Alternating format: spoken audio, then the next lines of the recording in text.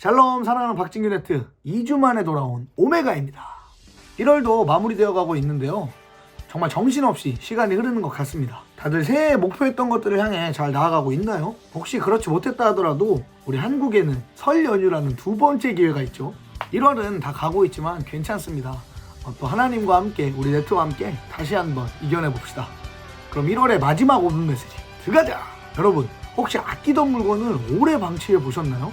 어릴 적엔 정말 좋아하던 물건인데 이제는 필요가 없어졌다거나 사정상 당분간 사용할 일이 없어 손을 탈 일이 없어졌다거나. 저는 이런 물건이 두 가지 있습니다. 먼저 한 가지는 PSP인데요. 어릴 적엔 정말 좋아하고 매일같이 하던 게임기인데 이제는 최신식 게임기가 많이 나오면서 사용할 일이 없어 제 방 서랍 한 구석에 깊숙이 잠들어 있습니다. 또 한 가지는 바로 최근 너무 추운 날씨로 인해 방치해두고 있는 제 오토바이입니다.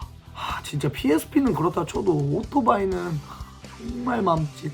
최근에 집에 들어가는 길에 오랜만에 제 오토바이를 한번 봤는데 이 탱크에 쌓인 먼지며 시트에 묻은 얼룩이며 녹슬어버린 체인까지, 오토바이가 제게 막 달리자고 외치는 것 같지만 날씨가 너무 추워 외면하고 돌아설 수밖에 없었습니다. 아무튼 이런 물건들이 시간이 지나면 지날수록 차차 먼지가 쌓여가며 서서히 우리의 기억 속에서 무뎌져 가는데요. 우리가 이 물건들에 가지고 있던 마음들, 처음 벅찬 설렘과 기쁨, 그것에 가지고 있던 애정이 더 이상 없기 때문에, 혹은 이제는 변해버린 상황에 어쩔 수 없다는 이유들로 인해 우리는 물건들을 방치해둡니다. 그리고 이렇게 더 이상 마음에 없는 것들은 기억 속에서 사라지게 되죠. 제 PSP와 오토바이처럼요. 오늘 본문 역시 예레미야답게 하나님의 애통함이 계속해서 느껴지는 본문입니다. 특별히 11절에서 하나님께서는 유다 백성들이 온 땅을 황무지로 만들었다고 이야기하고 계십니다. 그리고 온 땅이 황무지가 되고 황폐하게 된 이유는 다름이 아닌 유다 백성들 중 그 땅을 마음에 둔 자가 없기 때문이라고 말하고 있습니다. 오늘 본문 11절 함께 읽겠습니다. 그들이 이를 황폐하게 하였으므로 그 황무지가 나를 향하여 슬퍼하는도다. 온 땅이 황폐함은 이를 마음에 두는 자가 없음이로다. 아멘. 이 황폐한 땅은 무엇일까요? 성경은 마음에 대한 비유를 땅에 하고는 합니다.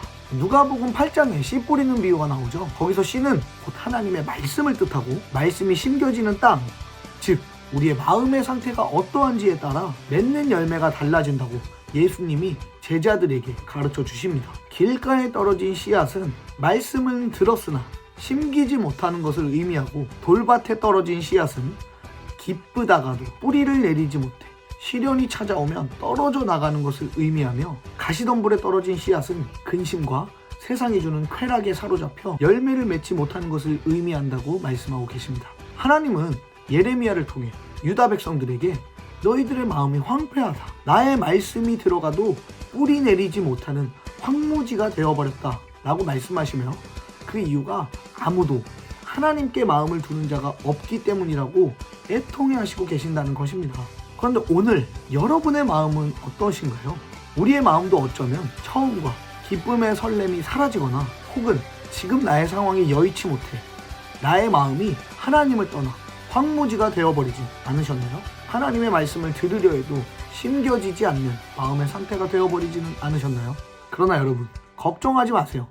우리에겐 두 번째 기회가 있습니다. 무기력함과 어려움 속에 내 마음은 어디로 가야 하는지 모르겠을 때 그 순간에 의지해야 할 것, 바로 새롭게 하시는 하나님의 능력, 보혈입니다. 히브리서 10장 22절 말씀입니다. 세 번역으로 함께 읽겠습니다. 그러니 우리는 확고한 믿음을 가지고 참된 마음으로 하나님께 나아갑시다.